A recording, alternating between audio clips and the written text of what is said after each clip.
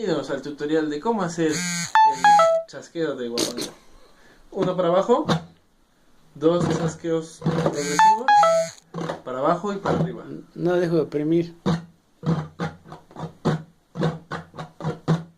¿Listo? Es uno para abajo completo, dos progresivos, uno para abajo y uno para arriba. Y ahí salen todos.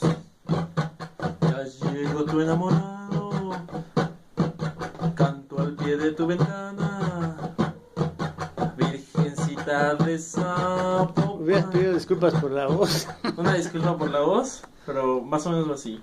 Ya llegó tu enamorado, el que nunca corresponde.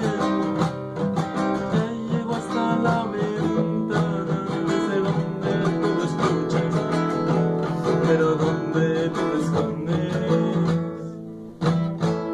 ¡Tarán! Ya.